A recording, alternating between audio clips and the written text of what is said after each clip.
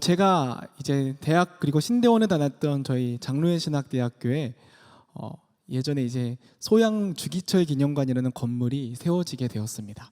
그렇게 새 건물이 생겨나게 되면서 이제 로비층에 이렇게 당시에 신학생들이 잘 갈 수 없는 아주 좋은 레스토랑 같은 식당이 하나가 생겼어요. 바로 민들레 영토라는 식당이었는데요. 저희 학교에 들어올 수 있었던 이유가 그 민들레 영토의 사장님이 목사님이기도 했고 학교 선배이기도 했기 때문에 어떻게 저떻게 해서 저희 학교에 들어오게 되었습니다. 그래서 많은 또 신학생들이 그곳에서 맛있는 음식도 먹고 또 교제도 나누면서 즐거운 시간들을 보냈었죠. 그런데 이 민들레 영토 한 이 발코니 귀퉁이에 이상한 이 조형물 하나가 있었습니다. 네, 보여주시겠어요? 네, 저희 학교는 아닌데 저것과 같은 이제 조형물이 있었는데 바로 이슬소라는 소입니다. 근데 저 이슬소에는요 의미가 있었어요.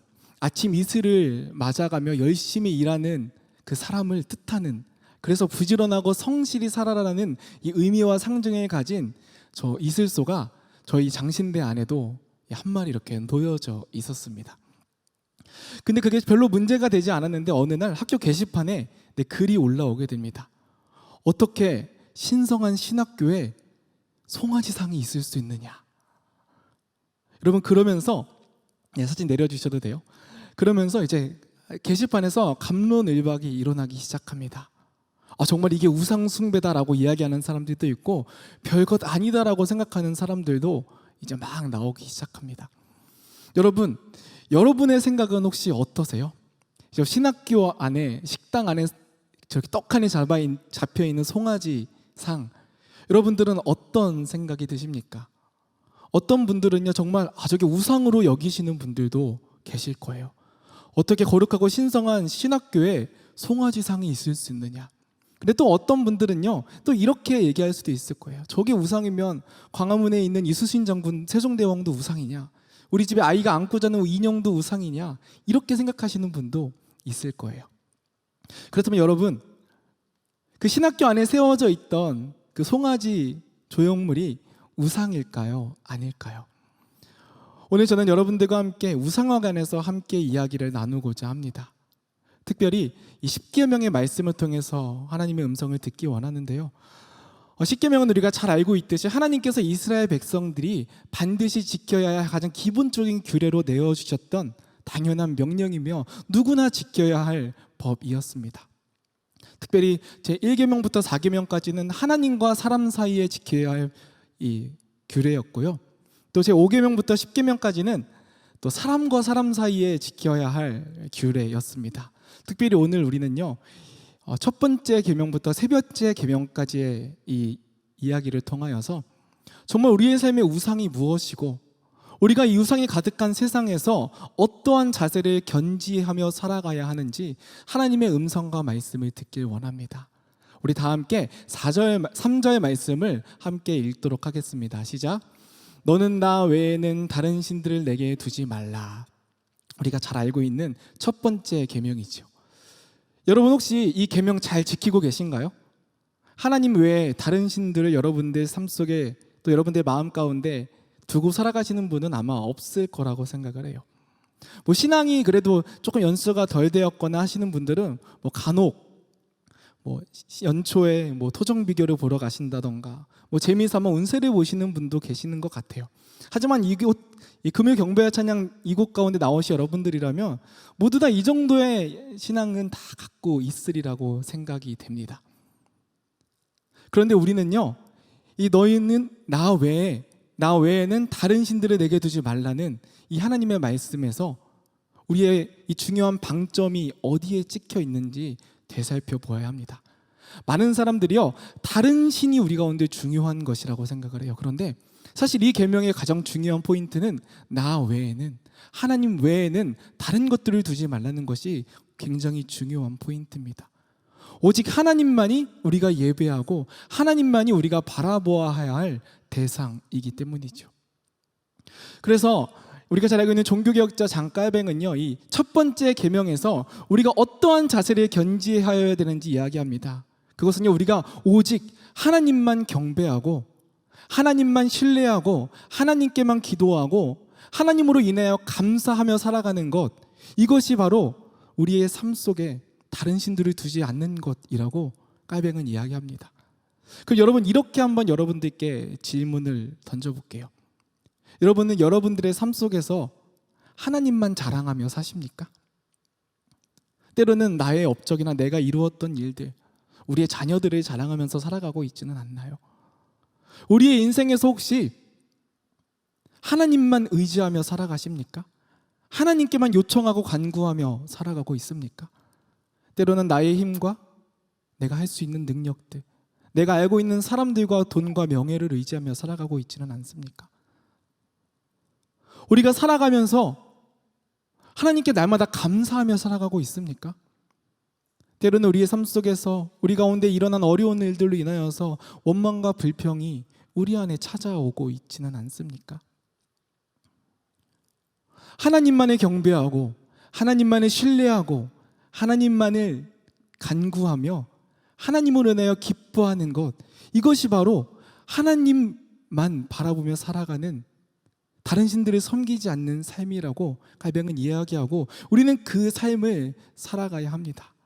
그런데 여러분, 우리가 이 땅에 살아가면서 어떻게 그렇게 살아갈 수 있겠어요?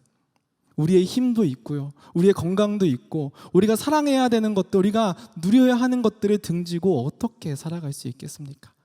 그런데요, 이 당시 하나님을 믿는 믿음, 신앙이 당시에 다른 종교, 다른 신앙과 달랐던 가장 큰 차이가 있어요. 다른 믿음을 가졌던, 다른 신앙을 가졌던 이방신들은요, 하늘의 해와 달과 별과 바다와 하늘, 이러한 피조물들을 굉장히 신성하고 거룩한 것으로 여겼거든요. 그래서 그것들을 숭배하고 그것들을 숭상하는 삶을 살았어요. 그런데 우리가 믿는 여호와 하나님은 우리가 창세기 1장에서 무엇이라고 고백합니까? 해와 달과 별들, 저 하늘과 바다와 그 모든 것이 그저 단순히 피조물에 불과해요. 우리의 삶에 필요한 모든 것들이 숭배하거나 경배해야 할 대상이 아니라 그저 하나님의 주권 아래에 있는, 하나님의 권능 아래서 우리가 살아갈 수 있는 것들로 주어진 것이라는 것, 단순히 피조물에 불과하다는 것을 하나님께서 우리 가운데 알게 해주세요. 그래서 때로는 우리가 살면서 돈도 필요하고요, 건강도 필요하고, 때로는 우리의 힘과 우리의 명예를 사용해야 될 때도 있어요. 그러나 우리가 그 속에서 하나님만을 바라보는 유일한 길은요, 그 모든 것의 주권자가 하나님이심을 기억하는 거예요. 우리가 누리며 살아가는 모든 것의 근원이 되시고 모든 것의 주인이 되시는 분이 하나님이심을 인정하면서 살아가는 것, 이것이 바로 우리들의 삶의 모습입니다. 여러분, 이스라엘 백성들이 이제 사사시대와 왕정시대를 거쳐서 우상숭배를 하다가 결국 하나님의 징계로 인하여서 포로 생활을 하게 되잖아요. 그런데 우리가 곰곰이 성경을 살펴보면요, 사사시대도 그렇고 왕정시대도 그렇고요, 이스라엘의 대부분의 시대에 하나님을 향한 예배가 끊이지 않았어요. 성전에서 날마다 제사를 드렸고요, 날마다 하나님의 말씀을 묵상하는 사람들이 있었어요. 그러나 무엇이 문제였느냐? 그들의 그 하나님을 믿는 신앙과 더불어서 세상을 의지하고 이방신을 의지하는 그 모습이 같이 있었다라는 거예요.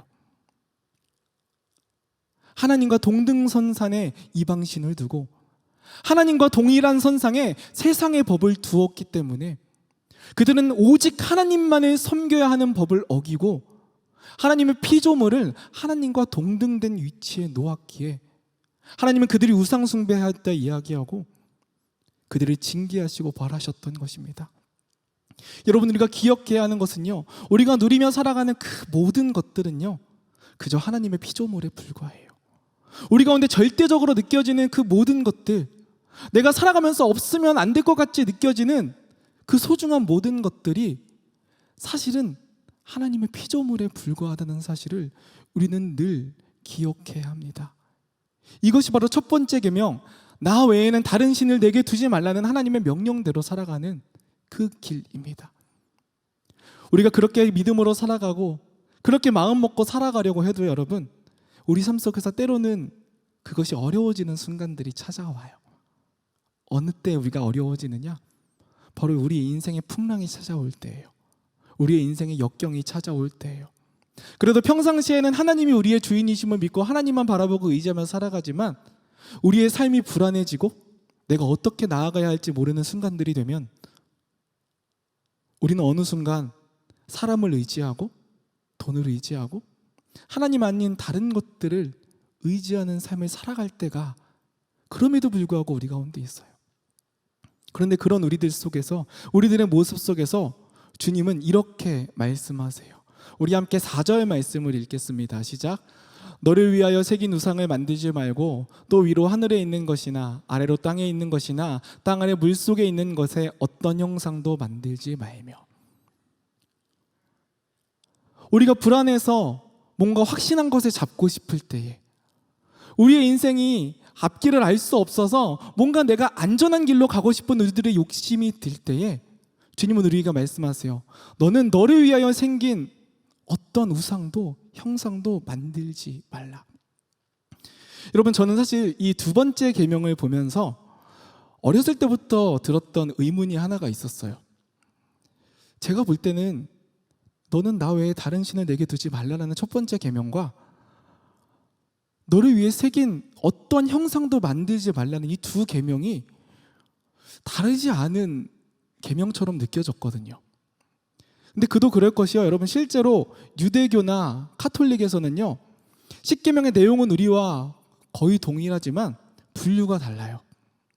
유대교에서는요, 첫 번째 계명을 2절에 있는 나는 너의 하나님이다, 이게 첫 번째 계명이고, 두 번째 계명이 너희는 나 외에는 다른 신을 두지 말라.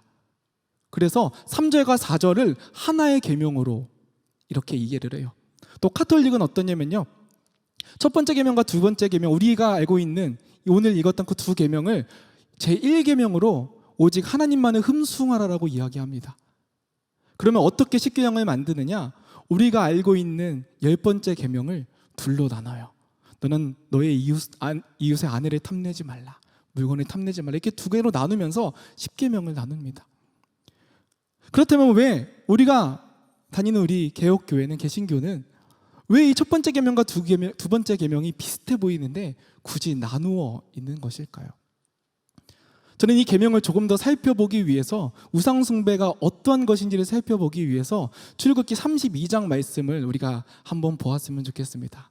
출애굽기 32장 1절부터 8절까지의 말씀입니다. 우리 함께 읽겠습니다. 시작.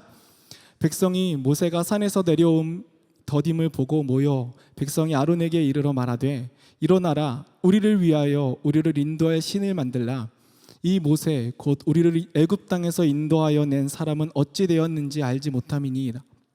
아론이 그들에게 이르되 너희의 아내와 자녀의 귀에서 금고리를 빼어 내게로 가져오라. 모든 백성이 그 귀에서 금고리를 빼어 아론에게로 가져가매 아론이 그들의 손에서 금고리를 받아 부어서 조각칼로 새겨 송아지 형상을 만드니 그들이 말하되 이스라엘아, 이는 너희를 애굽 땅에서 인도하여 낸 너희의 신이로다 하는지라. 아론이 보고 그 앞 제단을 쌓고 이에 아론이 공포하여 이르되 내일은 여호와의 절이리라 하니 이튿날에 그들이 일찍이 일어나 번제를 드리며 화목제를 드리고 백성이 앉아서 먹고 마시며 일어나서 뛰놀더라. 여호와께서 모세에게 이르시되 너는 내려가라. 내가 애굽 땅에서 인도하여 낸 내 백성이 부패하였도다.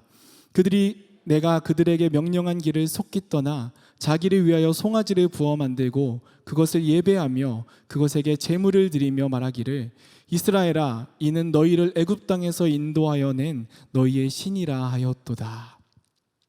여러분, 우리가 알고 있는 이스라엘 백성들이 이 금송아지를 우상 숭배하는 모습의 말씀입니다.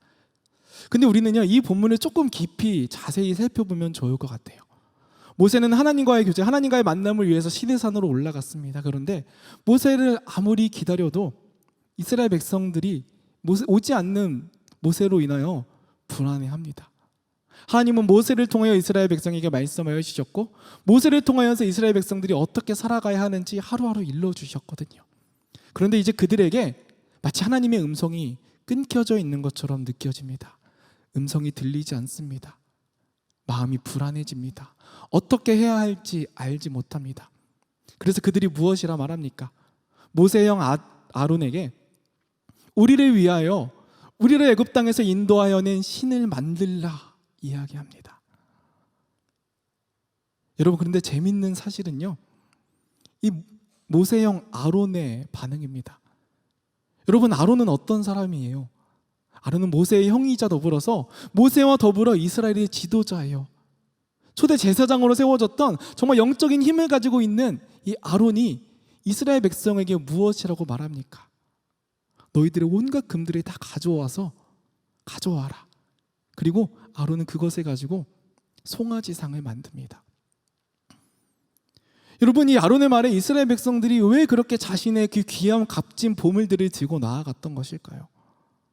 그리고 아론은 하나님을 믿는 사람으로서, 그리고 하나님의 그 놀라운 행적을 경험했던 사람으로서 어떻게 그 금송아지상을 만들 수 있었던 것일까요?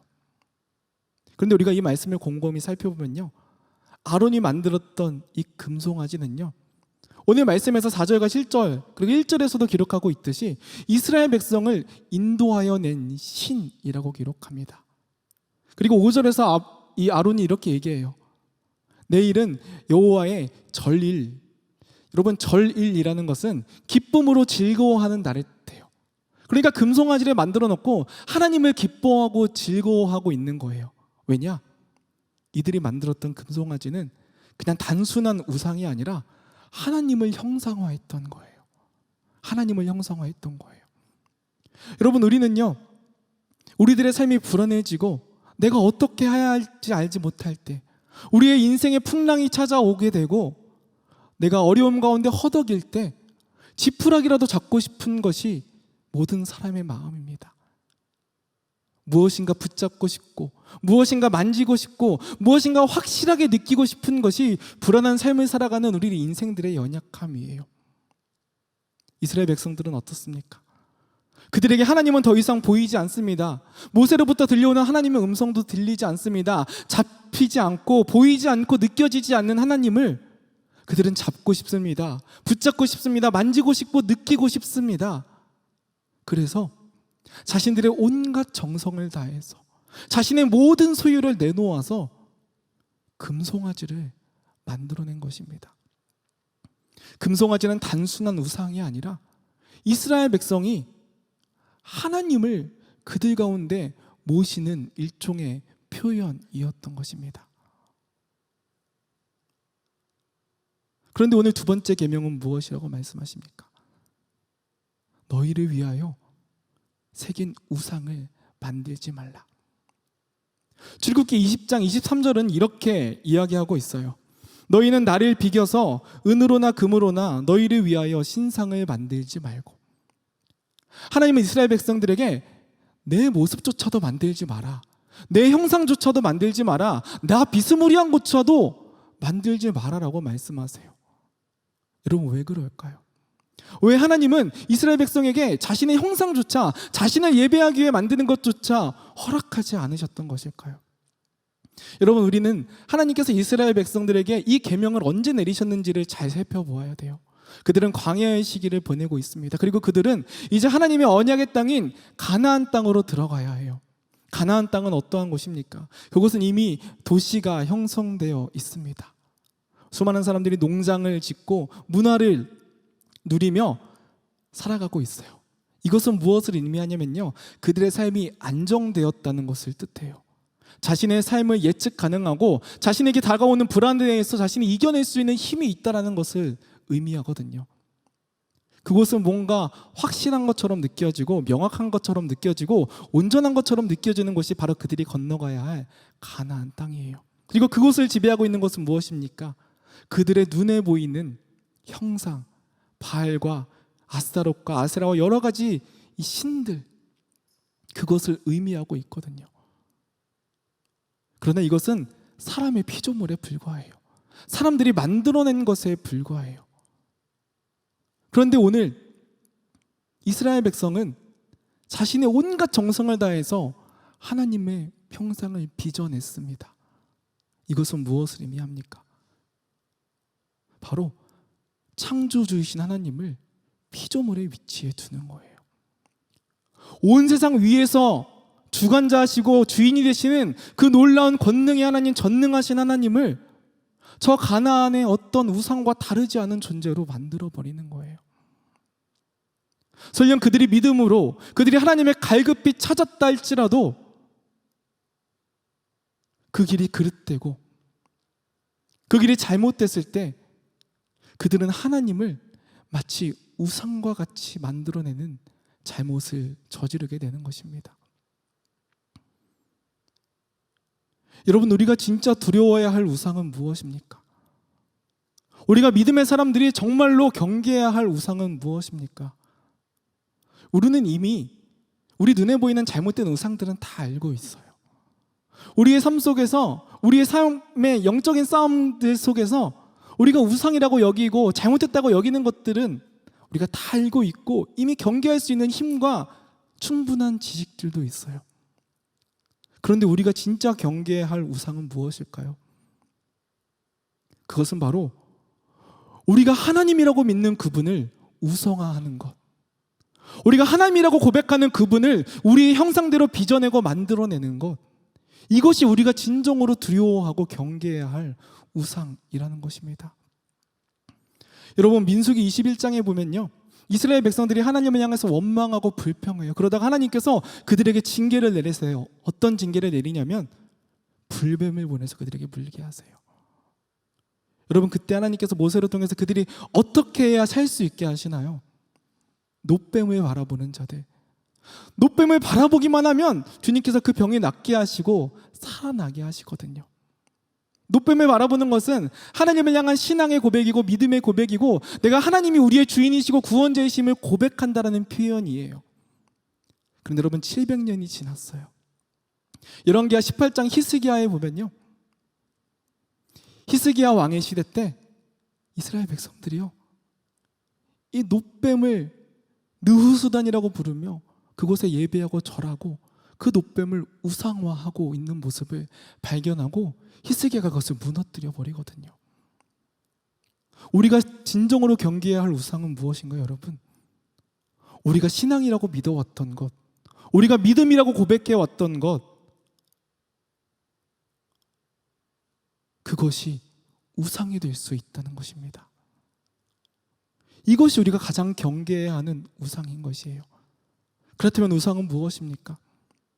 오늘 말씀은 어떠한 형상도 만들지 말라라고 이야기합니다. 어떠한 형상도 만들지 말라. 형상은 눈에 보이는 것이에요. 손에 잡히는 것이에요. 확신할 수 있는 것이고 우리가 담대히 믿고 따를 수 있는 것이 바로 형상이에요. 근데 우리는 신앙생활하면서 어떻습니까? 날마다 무엇인가 확신하고 싶어요. 무엇인가 확실히 붙잡고 싶어 하고요, 무엇인가 이것이 하나님의 뜻인지 명확히 알고 싶어 해요. 우리의 경험이 하나님을 정의하는 순간, 우리의 필요에 따라 하나님을 불러내고 소환하는 순간, 그리고 우리의 지식에 따라 하나님의 뜻을 말하는 순간, 우리의 신앙은 더 이상 신앙이 아닌 우상이 되어버리는 거예요. 오늘 두 번째 계명의 시작은 이렇게 기록해요. 너희는 너희를 위하여 새긴 우상을 만들지 말아라. 너를 위하여 생긴 우상을 만들지 말아라. 우리의 신앙이 내가 되는 순간, 우리의 신앙의 기준이 나의 필요, 나의 경험, 나의 생각, 나의 정의가 되는 순간, 그것은 더 이상 신앙이 아니라 우상이 될 수 있다는 아주 엄중한 주님의 경고라는 사실입니다. 우리는 날마다 하나님을 꼭 붙잡으며 살아갑니다. 그런데 그 길이 명확했으면 좋겠고 확실했으면 좋겠어요. 이것의 위험성은 무엇인가요? 우리는 날마다 더 확실한 것을 붙잡기 마련이에요. 더 눈에 보이는 것을 찾기 마련이거든요. 주님이 눈앞에 보이면 주님이 꼭 잡으면 될 것 같아요. 그런데 주님이 보이지 않는 순간 다른 눈에 보이는 것을 잡고 싶어하는 것이 사람의 마음이에요. 그 순간 우리의 신앙은 어느새 우상으로 되어버리는 거예요. 나의 필요에 따라서, 나의 상황에 따라서 내가 기준이 되어서 하나님을 붙잡고 하나님을 그려내는 순간, 내가 경험하고 알고 바라왔던 것을 하나님이라고 이야기하고 믿는 순간 우리의 신앙은 우상이 될 수 있다라는 사실입니다. 여러분, 이것이 우리가 진정으로 경계해야 할 우리의 삶 속에 우리의 신앙의 우상이라는 것이에요. 그렇다면 여러분, 우리는 어떤 마음을 가지며 살아야 합니까? 우리는 마치 코끼리를 만지고 있는 그 시각장애인의 모습으로 살아가야 해요.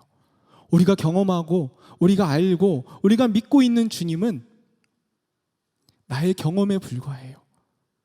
나의 경험으로 주님을 온전히 표현할 수 없어요. 나의 지식으로 초월적인 그 하나님을 온전히 드러내거나 나타낼 수 없어요. 내가 알고 내가 깨닫고 내가 바라보고 내가 경험한 주님은 아주 작은 모습의 주님일 뿐이에요. 여러분, 신앙이 성숙해 간다는 것은 무엇입니까? 하나님을 알아간다는 것은 무엇입니까? 우리가 하나님을 알아가면 알아갈수록 하나님이 얼마나 크신 분인지를 깨닫게 돼요. 아, 내가 알고 있었던 하나님보다, 내가 경험했던 하나님보다 더 큰 하나님이 계시구나, 더 놀랍게 역사하신 하나님이 계시구나, 나의 지식을 뛰어넘고 나의 생각을 뛰어넘는 하나님이 나의 하나님이시구나라는 고백을 하게 되는 거예요. 그 앞에서 내가 얼마나 작은 존재인지 깨닫게 돼요.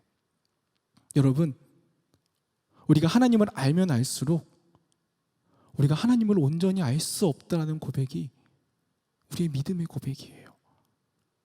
그래서 나의 한계를 보거든요. 나의 연약함을 보거든요. 나의 작음을 보고 나의 모자람을 볼 수밖에 없거든요. 그렇게 하나님을 아는 신앙의 사람, 바른 신앙을 가진 사람은 하나님에 대해 함부로 정의 내릴 수 없어요. 하나님을 가지고 함부로 이야기할 수 없어요.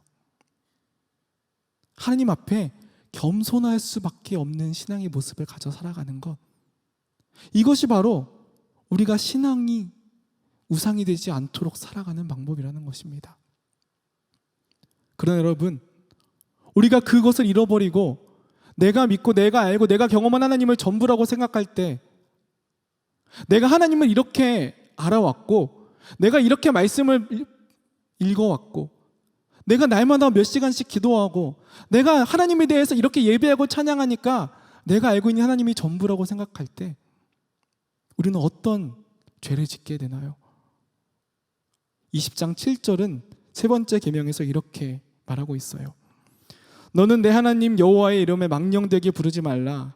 여호와는 그의 이름에 망령되게 부르는 자를 죄 없다 하지 아니하리라. 세 번째 계명은 하나님의 이름을 망령되이 부르지 말라는 거예요. 하나님의 이름을 헛되게 부르지 말라는 거예요. 하나님의 이름을 함부로 부르지 말라는 거예요. 내가 알고 있는 지식으로 하나님의 뜻을 마음대로 선포하지 말라는 거예요. 내가 알고 있는 지식과 경험으로 남들을 함부로 정죄하고 판단하지 말라는 거예요. 여러분, 하나님의 이름엔 너무나 큰 힘이 있어요. 너무나 큰 힘이 있어요. 그래서 우리가 그것을 잘못 사용하는 순간 너무나 큰 죄를, 잘못을 저지르게 돼요. 여러분, 11세기 말부터 약 2세기간 진행되었던 십자군 전쟁, 그들은 하나님의 이름으로 수많은 사람들이 살육하고 하나님의 이름으로 빼앗거든요. 우리가 알고 있는 나치 히틀러는 어때요? 히틀러가 독일에서, 그 유럽에서 수많은 유대인들을 죽일 때에 독일 그리스도교 연맹이라는 주님을 믿는다고 하는 사람들이 모여서 히틀러를 지지하기 시작해요. 하나님의 뜻이라고 이야기하기 시작해요. 하나님의 이름으로 사람을 죽이고 하나님의 이름으로 온갖 악행을 저지르게 되는 거예요. 이것이 바로 하나님의 이름을 망령되게 사용하는 것이며, 내가 알고 있는 하나님이 전부다라는 착각이 얼마나 큰 죄를 낳는지 우리 가운데 보여주고 있는 것입니다. 여러분, 우리는 오늘 우리의 신앙의 삶에서 어떻습니까? 우리는 하나님의 이름을 어떻게 바라보고 사용하며 살아갑니까? 내가 좀 더 열심히 기도했다고, 내가 말씀을 좀 더 알고 있다고, 내가 여러 가지 신앙의 경험에 있다고 때로는 함부로 이야기하고 함부로 정죄하고 판단하는 모습들이 혹시 우리 안에 있지는 않나요? 그러나 주님은 이것이 우리의 신앙이 우상이 되는 순간이라고 말씀하고 계신 거예요. 그렇다면 여러분, 우리는 무엇을 보고 살아가야 합니까? 무엇을 잡고 살아가야 합니까? 그렇다면 보이지 않는 하나님, 이 불완전한 세상 속에서 우리는 무엇을 의지하며 살아가야 합니까? 여러분, 왜 그리스도의 오심이 우리 가운데 복음인가요? 그리스도는요, 우리가 볼 수 없었던 하나님을 보게 했고요, 만질 수 없던 하나님을 만지게 했고요, 들을 수 없었던 하나님의 음성을 그리스도를 통하여 듣게 되었어요. 그리스도는 우리에게 허락하신 유일한 완전하신 하나님의 형상이에요. 우리가 예수 그리스도를 통해서만 온전히 의지할 수 있고 온전한 믿음으로 걸어갈 수 있는 거예요. 그렇다면 우리가 바라보아야 할 주님은 어떤 분이십니까? 주님의 말씀과 주님의 삶의 그 정점에는 바로 십자가가 있어요. 그 십자가는 우리를 향한 하나님의 사랑이에요. 자신의 생명을 내려놓으면서까지 우리를 향해 내어주신 하나님의 사랑이에요. 그리스도의 십자가는 주님의 겸손이에요. 빌립보서 2장이 이야기하고 있듯이 하늘의 모든 권세를 다 버리고 우리보다 낮아져서 죽음의 자리 가운데 머무셨던 하나님의 겸손이에요. 여러분, 이 사랑과 겸손만이 우리가 주님 앞에서, 우리가 사람들 앞에서, 우리가 신앙의 걸음 가운데서 사랑과 겸손으로 나아가는 그 길만이 우리가 우상으로 빠지지 않고 올바른 믿음과 신앙으로 갈 수 있는 유일한 길이라고 주님은 십자가를 통해 보여주시고 십자가를 통해 말씀하여 주고 계신 것입니다. 여러분, 신학교에 세워져 있는 송아지가 우상인가 아닌가는 이제 더 이상 우리 가운데 중요한 문제가 아니에요. 정말 우리 가운데 중요한 문제는 무엇이냐? 오늘 우리가 믿고 있는 그 믿음이, 우리가 걸어가고 있는 이 신앙의 길이 진정으로 올바른 믿음의 길이냐, 아니면 우상의 길로 걸어가고 있는가? 주님은 우리가 그 자리에서 올바른 선택을 하길 원하세요. 때로는 실수할 수 있고 때로는 실패할 수 있어요. 때로는 잘못 선택할 수 있고 때로는 그릇된 길로 걸어갈 수 있어요. 그러나 그런 우리를 위해서 예수님이 오셨어요. 그런 잘못된 우리들의 인생 가운데서 우리를 건져내서 온전한 믿음의 길을 걸어갈 수 있도록 본을 보여주셨고, 믿는 자들 가운데 구원 허락하여 주신 주님으로 말미암아 우리는 온전한 신앙을 회복할 수 있는 길을 주님께서 열어주셨던 거예요. 여러분, 그렇기에 우리의 신앙의 길에서 우리가 우상을 선택하지 않고 참된 신앙을 선택하기 원합니다. 우리가 날마다 무엇인가 확실한 것을 붙잡고 싶은 우리들의 욕망 가운데, 형상을 만들어내고 싶고 불안한 우리들의 삶 속에서 무엇인가 꼭 붙잡고 싶은 그 어떤 것을 바라보는 삶 속에서 거친 풍랑 가운데서도 잠잠함 우리 가운데 말씀하여 주시고 겸손함과 사랑으로 우리 가운데 오셨던 주님을 의지하며 우리의 모든 상황 위에 계신 하나님, 그 하나님을 바라보며 나아갈 때 우리는 우상의 길을 떠나 올바른 신앙의 길, 믿음의 길로 걸어갈 수 있게 됨을 기억하시기 바랍니다. 우리의 매일매일의 삶의 순간에서 신앙과 우상의 그 사이에서 날마다 신실한 주님을 믿는 신앙의 길을 걸어가는 저와 여러분 되시기를 주님의 이름으로 소망하고 축복합니다. 살아계신 하나님 아버지, 감사합니다. 주님 앞에 나와 주님을 사랑하는 마음으로 예배를 드리고 말씀 앞에 엎드리고 간절하게 기도를 하였습니다. 주님, 우리는 하나님 사랑하지만 어느새 나도 모르게 하나님보다 더 사랑하는 대상들이 있다면 그것이 나만의 우상이고 나를 위하여 새긴 여러 가지 우상과 방불한 그런 것임을 다시 한번 깨닫고, 하나님, 내 삶의 모든 최우선 순위에 살아계신 하나님을 앙망하며 그 주님만을 경배하는 하나님의 거룩한 예배자들 다 되게 축복하여 주시옵소서. 믿음의 사람들이 간절한 마음으로 나라와 민족을 위해서 기도하였고 세계 선거를 위해서 기도하였습니다. 하나님은 만왕의 왕 되시고 온 세상의 주권자 되십니다. 하나님께서 통치하시고 이 모든 것들을 주장하시는 하나님이신 줄 믿습니다. 성령 하나님, 눈에 보이지 않는 하나님이지만 세상 곳곳에 스며 계시고 하나님 모든 것을 앞서 인도하시고 통치하시는 능력의 주권자 되시는 하나님이신 줄 믿사오니 성령 하나님 붙들어 주시고 하나님 나라의 대통령과 위정자들 하나님 참으로 겸손한 마음으로 백성을 섬기며 민족 앞에 부끄러움이 없는 하나님 귀한 역할들 감당케 도와 주시옵소서. 세계 곳곳에서 귀한 복음 증거하시는 선교사님들 코로나 팬데믹 이후에 여러 가지 상황들이 많이 바뀌었을 것이고 또 여러 가지 변수들도 있겠지만 하나님께서 계속해서 때를 따라 돕는 은혜를 물붓듯이 공급하여 주시사 복음의 능력들이 힘있게 펼쳐질 수 있도록 주님 은총 더하여 주시옵소서. 한국교회가 다시 회복되고 일어나기를 원합니다. 주의 아버지 하나님 다시 복음의 능력과 아름다운 교회의 영광들이 힘있게 펼쳐져 나갈 수 있도록 하나님 모든 성도들에게 다시 한번 복음 앞에 세워지게 하시고 믿음으로 간구하는 모든 교회들 다 되게 주님 도와 주시옵소서. 하나님 환우들을 위해서 기도하였습니다. 절박한 마음 간절한 심령을 가지고 매달려 기도하는 모든 환우들의 모든 간절한 기도 제목들을 주님께서 기억하여 주시옵소서. 하나님 머리부터 발끝까지 주님의 보혈로 어루만져 주시고 인쳐 주시고 하나님 참으로 생명수로 씻어주시고 주의 아버지 하나님 치유의 광선을 발하여 주시옵소서. 급속한 치유가 있게 하여 주시고 하나님 그 모든 과정을 통하여서 여호와 라파 되시는 하나님의 전능하신 능력을 체험하게 하시고 자리를 박차고 일어날 수 있도록 주님 인도하여 주시옵소서. 하나님 믿음의 가정 되기를 원합니다. 기도하는 가정, 찬양하고 예배드리는 가정 될 수 있게 도와주시고 일상에서 늘 주님만을 경외하며 하나님 말씀 가운데 순종하며 반응하는 하나님의 거룩한 백성들 다 되게 도와주시옵소서.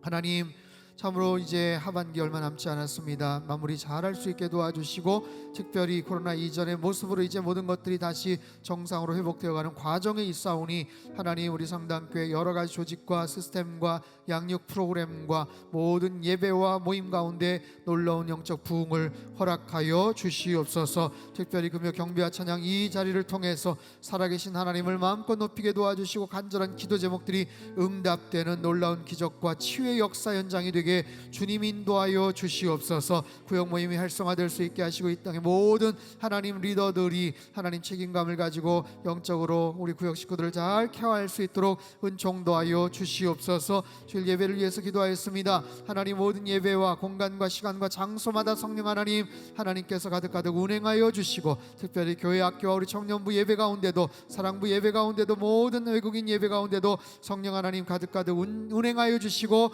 역사하여 주시옵소서. 선포된 말씀이 잘 박힌 못과 같이 새겨지게 하시며 그 말씀 붙잡아 하나님 주님 앞에 순종한 반응하는 하나님의 거룩한 백성들 말씀의 사람 성령의 사람으로 늘 주님 바라보며 의지하며 살아가도록 주님 축복하여 주시옵소서. 하나님 이전에도 귀한 물질 주님 손에 의탁을 드립니다. 하늘의 신령한 복과 땅의 기름진 복으로 넘치도록 부어 역사하여 주시고 쓰여지는 모든 곳마다 하나님의 나라가 힘있게 확장되도록 축복하여 주시옵소서.